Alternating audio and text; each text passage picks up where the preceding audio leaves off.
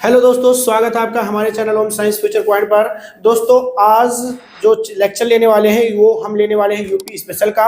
और आज हम यूपी स्पेशल के बारे में आपको बताएंगे कि जो है उत्तर प्रदेश का राजकीय चिन्ह क्या है, इसमें जिलों की संख्या कितनी है, नगर निगम की संख्या कितनी है, जिला पंचायतों की संख्या कितनी है। तो दोस्तों, आज ये लेक्चर जो है बहुत ही लाजवाब होने वाला है। और अग्रिम एग्जाम में, जो कि आप जानते हैं यूपीपी उत्तर प्रदेश पुलिस का एग्जाम जो होने वाला 18 फरवरी को, क्योंकि दोस्तों उत्तर प्रदेश पुलिस का एग्जाम है, इसलिए इसमें जो है उत्तर प्रदेश से रिलेटेड जानकारियां आपके पास होनी चाहिए। और इससे दोस्तों 2-4 प्रश्न आपके आने वाले एग्जाम में जरूर 100% श्योर आएंगे।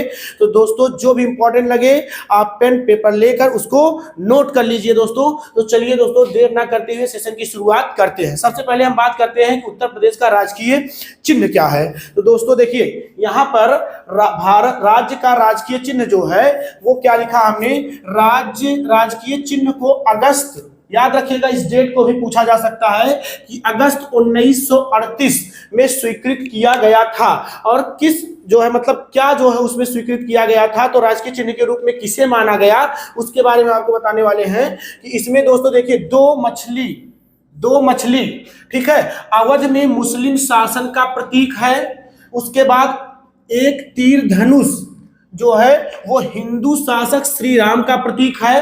तथा आप देखे होंगे अगर राजकीय चिन्ह है तो उसमें जो 3 लाइनें होती है वो गंगा यमुना के बहाव का प्रतीक है। दोस्तों, हम आपको इमेज भी दिखाना चाहते हैं। तो दोस्तों ये देखिए, यहाँ पर आपको इमेज दिख रहा होगा, ये उत्तर प्रदेश सरकार देखिए लिखा गया है। और इसमें देखिए दोस्तों, यहाँ पर दो मछलियों के बारे में हमने क्या बताया कि अवध में मुस्लिम शासन का प्रतीक है। इसमें देखिए एक तीर और धनुष जो दिखाई दे रहा है ये जो है हिंदू शासक श्री राम का प्रतीक है। और साथ ही साथ दोस्तों यहाँ पर देखिए ये जो 3 लाइनें दिख रही हैं ये जो है गंगा यमुना के बहाव का प्रतीक है। तो दोस्तों, इससे कभी कभी प्रश्न डायरेक्टली इस तरीके से पूछ लिए जाते हैं कि बताइए कि जो हमारा राजकीय चिन्ह है इसमें जो मछलियां दिख रही हैं वो किसका प्रतीक है, या जो है एक तीर धनुष वो किसका प्रतीक है, या जो है जो इसमें 3 लाइनें दिख रही हैं वो किसका प्रतीक है। तो दोस्तों ये प्रश्न जो है मोस्ट इंपॉर्टेंट है। चलिए आगे चलते हैं।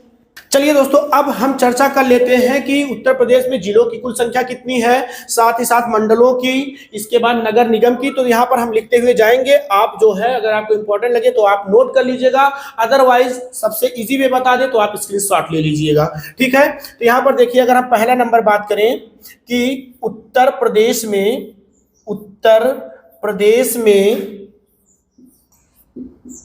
कुल जिलों की संख्या,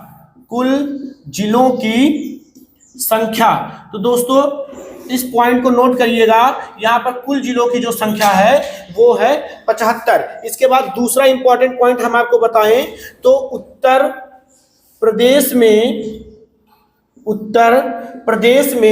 कुल मंडलों की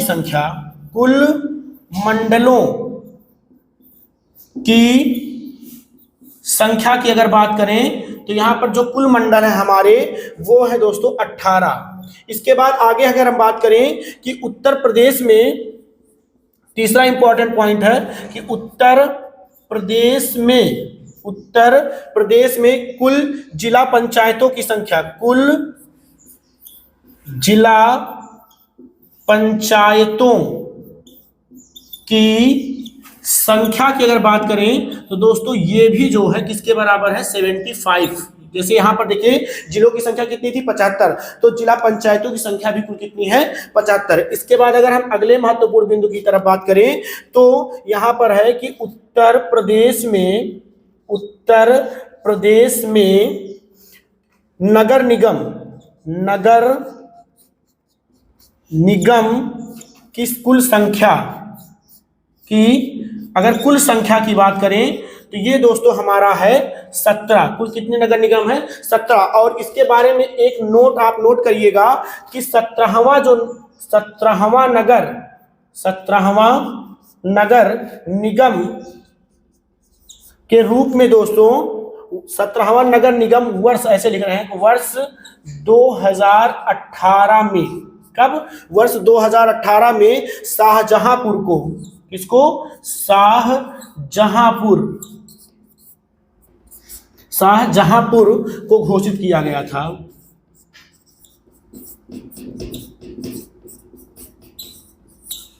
किया गया था। वर्ष याद रखिएगा, यहाँ पर किस वर्ष की बात है, वर्ष 2018 की बात है। तो दोस्तों सबसे आसान तरीका है कि आप इसका जो है स्क्रीनशॉट ले लीजिए, ठीक है। इसके बाद चलिए हम आगे चलते हैं।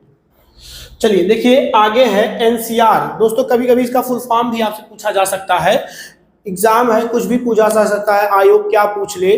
तो दोस्तों सबसे पहले तो जान लीजिए एनसीआर का फुल फॉर्म क्या होता है। एनसीआर का फुल फॉर्म होता है नेशनल कैपिटल रीजन, जिसको हिंदी में कहते हैं राष्ट्रीय राजधानी क्षेत्र। तो एनसीआर में जो शामिल जिले हैं इनकी अगर हम संख्या की बात करें तो इसमें इनकी संख्या कितनी है, 8 है। और इनका नाम क्या क्या है वो हम लिख दे रहे हैं। इसमें एनसीआर में जो शामिल जिले हैं उसमें आ जाता है मेरठ,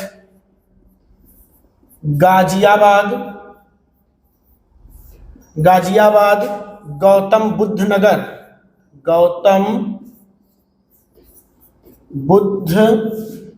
नगर, इसके बाद दोस्तों बागपत, इसके बाद अगर बात करें तो आ जाता है हापुड़, इसके बाद अगर हम बात करें तो आ जाता है बुलंदशहर, इसके बाद आ जाएगा हमारा मुजफ्फरनगर,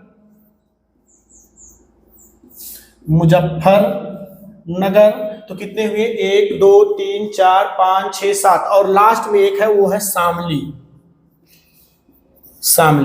ऐसे लिख दीजिए मुजफ्फरनगर एवं शामली। तो ये दोस्तों हमारे एनसीआर में शामिल जिलों की संख्या है और हमने इसका नाम भी बता दिया, आप नाम भी याद कर लीजिए। कभी कभी ऑप्शन में ऐसे पूछ लेगा कि एनसीआर में शामिल जिले निम्न में से कौन से हैं, तो इसमें से कोई एक उत्तर के रूप में ले लेगा और 3 ऐसे जिलों को ले लेगा जो एनसीआर में शामिल नहीं हैं। तो आप याद रखिएगा इनका नाम कौन कौन है, मेरठ, गाजियाबाद, गौतम बुद्ध नगर, बागपत, हापुड़, बुलंदशहर, मुजफ्फरनगर एवं शामली। चलिए आगे बताते हैं हम आपको।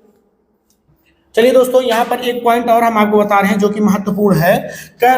ये पॉइंट ये है कि उत्तर प्रदेश के 13 जिलों, कितने जिलों की बात कर रहे हैं याद रखिएगा, 13 जिलों को लगकर वर्ष याद रखिएगा 2000 में उत्तराखंड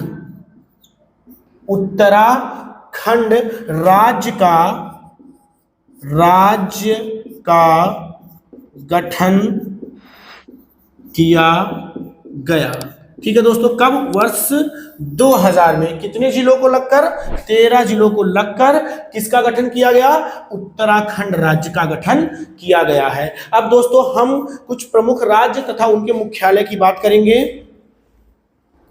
तो दोस्तों यहाँ पर थोड़ा सा मिस्टेक हो गया था, इसके पहले हमने बोल दिया था कि जो है उत्तर प्रदेश के राज्यों की बात नहीं करेंगे हम यहाँ पर, उत्तर प्रदेश के, क्योंकि वो खुद राज्य है और राज्य के अंतर्गत हमें क्या होगा, जिलों की चर्चा करेंगे। तो जैसा कि हमने बताया था 75 जिले हैं, तो 75 जिलों में हम कुछ प्रमुख जिलों के बारे में बात करेंगे तथा उनके मुख्यालय की बात करेंगे। तो एक तरफ हम दोस्तों हम लिख दे रहे हैं कि जिला, एक तरफ लिख रहे हैं जिला और एक तरफ लिख दे रहे हैं इनका मुख्यालय।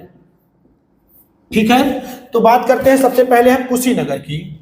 अगर हम कुशीनगर जिला की बात करें तो कुशीनगर जिला का जो मुख्यालय है वो है पड़रौना, याद रखिएगा कहाँ है, पड़रौना। आगे बात करें सोनभद्र, तो सोनभद्र का जो है वो है आपका रॉबर्ट्सगंज। ठीक है, आगे बात करें संभल, तो संभल का मुख्यालय दोस्तों है पवांसा। आगे बात करें अगर हम अमेठी की तो उसका मुख्यालय है गौरीगंज। आगे बात करें अगर हम कौशाम्बी की तो इसका मुख्यालय है मंझनपुर। कहां पर है, मंझनपुर। आगे अगर हम बात करें अंबेडकर नगर, तो अंबेडकर नगर का जो मुख्यालय है वो है दोस्तों अकबरपुर। इसके बाद अगर हम बात करें कि कानपुर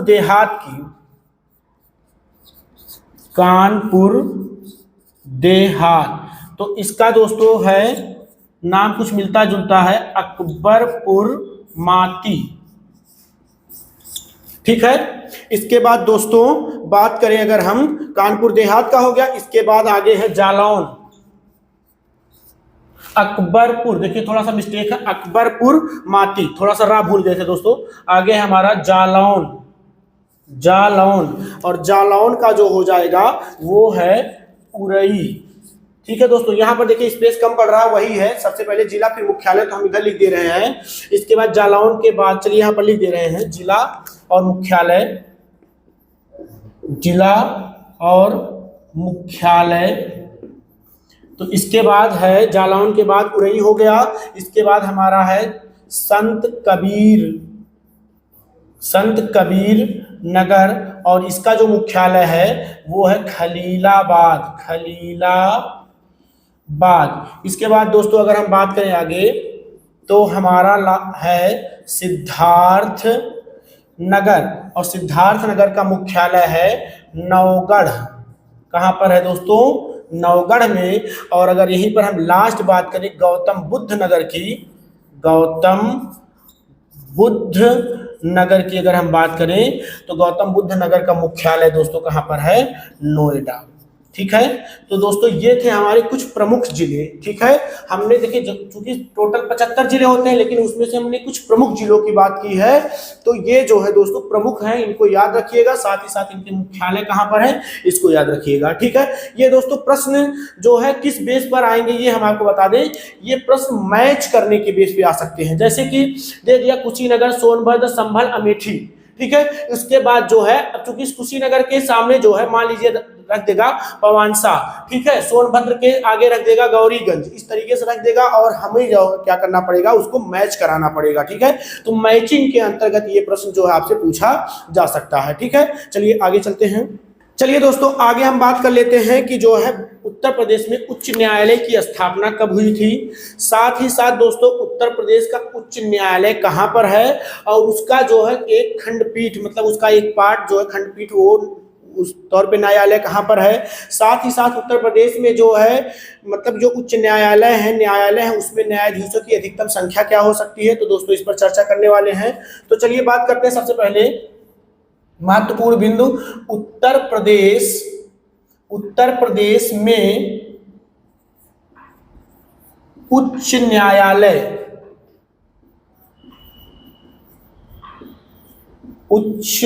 न्यायालय की स्थापना, उच्च न्यायालय की स्थापना, ये दोस्तों डेट याद रखिएगा, 17 मार्च 1866 ईस्वी। ठीक है, इसके बाद अगर हम बात करें कि उच्च न्यायालय है कहां पर, उच्च न्यायालय है कहां पर, ठीक है, तो वो हमारा कहां पर है, प्रयागराज में, प्रयागराज। ठीक है, और इसका एक खंडपीठ जो है कहां पर है, लखनऊ में, एक खंडपीठ कहां पर है, याद रखिएगा, लखनऊ। ठीक है, इसके बाद अगर हम आगे बात करें तो आपको हम बताएंगे कि न्यायालय में स्वीकृत न्यायाधीशों की संख्या कितनी है। न्यायालय में स्वीकृत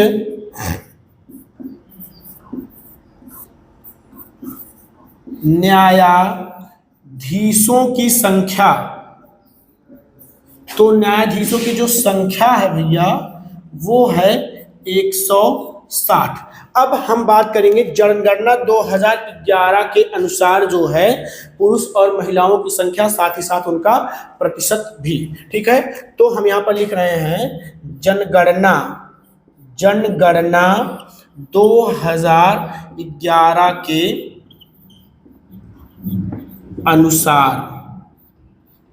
ठीक है, तो देखिए यहां पर पॉइंट हम लिख दे रहे हैं कि राज्य की कुल जनसंख्या 2011 की जनगणना के अनुसार, राज्य की कुल जनसंख्या, राज्य की कुल जनसंख्या व देश का प्रतिशत, व देश का प्रतिशत, मतलब कि उत्तर प्रदेश देश का प्रतिशत मतलब कि जनसंख्या का कितना प्रतिशत है। तो ये दोस्तों है हमारा 19,98,12,341 और ये कितने परसेंट के बराबर है। अगर देश की जनसंख्या का प्रतिशत हम प्रतिशत पे चर्चा करें तो ये दोस्तों हमारा प्रतिशत है 16.5% के बराबर है। ठीक है, अब अगर हम यहीं पर बात करें कि पुरुष जनसंख्या कितनी है, उसके बाद हम बात करें कि महिला जनसंख्या।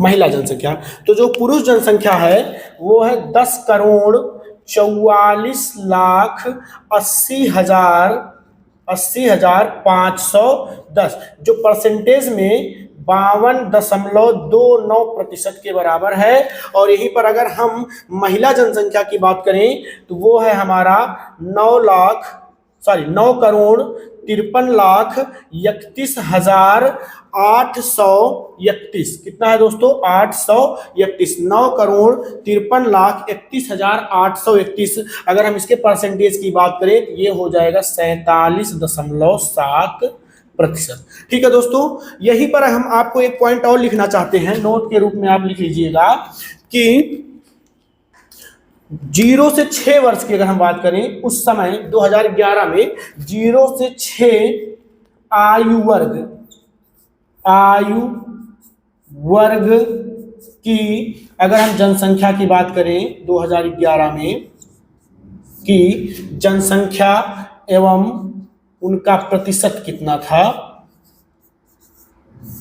तो वो जनसंख्या देखिए दोस्तों हमारा है तो एवं प्रतिशत क्या है उनका, तो वो है दोस्तों 3,07,00,000, ठीक है, 91,000 दोस्तों 331। ठीक है, हाँ दोस्तों 3,07,91,331। और अगर हम यही इनके प्रतिशत की बात करें ये दोस्तों बराबर है 15.41% के बराबर है। ये जनगणना हम 2011 के आधार पर बताए हैं दोस्तों। ठीक है, आगे भी हम आपको जो है लेटेस्ट वाला जो होगा उस पर भी हम चर्चा करेंगे। ठीक है दोस्तों, अब हम चर्चा करेंगे कि सर्वाधिक जनसंख्या वाले जिले कौन से हैं, उसके बाद न्यूनतम जनसंख्या वाले जिले कौन से हैं, जनसंख्या घनत्व पर भी चर्चा करेंगे। तो चलिए सबसे पहले पॉइंट हम यहाँ पर लिखते हैं कि उत्तर प्रदेश में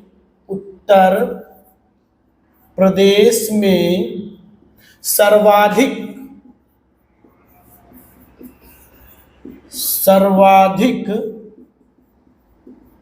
जनसंख्या वाले जिले, दोस्तों इसमें 2, 4, 5 जिलों का नाम बताएंगे। तो हम ऑर्डर जो ले रहे हैं वो जो है ले रहे हैं घटते क्रम में। इसका तात्पर्य यह है कि सबसे पहले हम उसका नाम लिखेंगे जिसकी जनसंख्या सबसे ज्यादा होगी, उसके बाद उसका, फिर उसके बाद उसका, इस तरीके से। तो सबसे ज्यादा जो जनसंख्या उत्तर प्रदेश का जो जिला है वो हमारा हो जाएगा प्रयागराज। क्या हो जाएगा, प्रयागराज। इसके बाद आता है हमारा मुरादाबाद के बाद अगर हम बात करें तो तीसरे नंबर पर आता है गाजियाबाद। इसके बाद दोस्तों चौथे नंबर पे आजमगढ़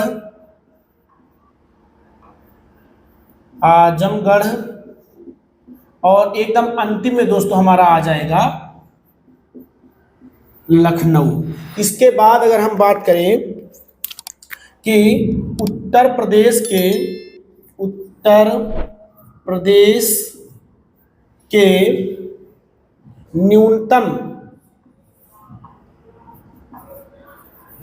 न्यूनतम जनसंख्या वाले जिले, न्यूनतम जनसंख्या वाले जिले, तो सबसे कम की अगर बात करें तो वो है हमारा महोबा। इसके बाद दोस्तों हमारा आ जाएगा चित्रकूट। इसके बाद आ जाएगा हमीरपुर। इसके बाद आ जाएगा हमारा श्रावस्ती। इसके बाद लास्ट में हमारा आ जाएगा ललितपुर। ठीक है, आइए दोस्तों अब हम बात कर लेते हैं जनसंख्या घनत्व की। जनसंख्या घनत्व से तात्पर्य यह है कि प्रति वर्ग किलोमीटर कितने लोग जो है एग्जिस्ट करते हैं, कितने लोग रहते हैं। ठीक है, तो अगर हम बात करें जनसंख्या जन घनत्व की बात कर लेते हैं। जन घनत्व, तो जो जन घनत्व है वो है हमारा 829 व्यक्ति, 829 व्यक्ति प्रति किलोमीटर, वर्ग किलोमीटर, प्रति वर्ग किलोमीटर, किलोमीटर। ठीक है दोस्तों, मतलब प्रति वर्ग किलोमीटर में कितने व्यक्ति एग्जिस्ट करते हैं, अर्थात कितने व्यक्ति रहते हैं, तो उनकी संख्या है 829 व्यक्ति प्रति वर्ग किलोमीटर में रहते हैं। ये है जन घनत्व। ठीक है, ये जो है देखिए दोस्तों, एक पॉइंट इसके बारे में जानिएगा कि ये जो जन घनत्व है देश में, जन घनत्व में, देश में जन घनत्व में ये इसका कौन सा स्थान है, 9वां स्थान है। ये उत्तर प्रदेश की चर्चा हो रही है दोस्तों। अगर हम पूरे देश में बात करें, मतलब भारत लेवल पर बात करें, तो भारत लेवल पर ये किस स्थान पे आएगा, जन घनत्व के मामले में 9वें स्थान पर आएगा। ठीक है, चलिए आगे चलते हैं। तो चलिए दोस्तों चर्चा कर लेते हैं कि सर्वाधिक जन घनत्व वाले कितने जिले हैं और न्यूनतम जन घनत्व वाले कितने जिले हैं। ठीक है दोस्तों, तो यहाँ से सबसे पहले हम पॉइंट, इंपॉर्टेंट पॉइंट जो हमारा होगा यहाँ पर ये हम ले रहे हैं कि सर्वाधिक जन घनत्व वाले जिले, सर्वाधिक जन घनत्व वाले जिले, ऑर्डर हम ले रहे हैं दोस्तों यहाँ पर घटते क्रम में, घटते क्रम में। तात्पर्य हमारा यह है कि सबसे पहले हम उस जिले का नाम बताएंगे जिसका सर्वाधिक जन घनत्व होगा, उसके बाद दूसरे नंबर पर वो आएगा, तीसरे नंबर पर वो आएगा, मतलब घटते क्रम में चलेंगे, बड़े ज्यादा से कम की तरफ। ठीक है, तो यहाँ पर हो जाएगा, सबसे पहले आ जाएगा हमारा नाम, अगर हम बताएं यहाँ पर तो नाम आ जाएगा गाजियाबाद। इसके बाद दोस्तों वाराणसी। इसके बाद दोस्तों हमारा आ जाएगा लखनऊ। इसके बाद दोस्तों आ जाएगा भदोही, जिसको हम यहां पर कहते हैं संत रविदास नगर। इसके बाद दोस्तों आ जाएगा हमारा कानपुर नगर, वाह हम कह सकते हैं हम कानपुर नगर। ठीक है, इसके बाद दोस्तों हम चर्चा करते हैं कि न्यूनतम जनसंख्या, जन घनत्व वाले जिले। दोस्तों यहां पर बात करेंगे हम बढ़ते क्रम में, बढ़ते क्रम में, मतलब यहां पर हम ये बताएंगे, सबसे पहले उसका नाम बताएंगे जिसकी जनघनत्व तो सबसे कम होगी, उसके बाद उससे ज्यादा, मतलब कि हम सबसे कम से ज्यादा की तरफ चलते हुए चलेंगे। तो यहाँ पर दोस्तों सबसे कम जो जनघनत्व वाला जिला है उसका नाम हो जाएगा ललितपुर। इसके बाद आ जाएगा हमारा सोनभद्र। इसके बाद हमारा आ जाएगा हमीरपुर। इसके बाद है हमारा महोबा, एवं लास्ट में बात करेंगे दोस्तों तो आ जाएगा हमारा चित्रकूट। ठीक है दोस्तों, तो आज के लिए दोस्तों बस इतना ही है। कल हम जो है इस यूपी स्पेशल के अंतर्गत एक नए टॉपिक पर चर्चा करेंगे। तो अगर सेशन आपको अच्छा लगा हो तो दोस्तों लाइक करिए, कमेंट करके बताइए, दोस्तों के पास अपने शेयर करिए। जिन लोगों ने UP special Uttar Pradesh police का फॉर्म फिलअप किया है उनके पास सेंड कर दीजिए ताकि उनको भी जो है बेनिफिट मिल जाए। तो दोस्तों थैंक यू।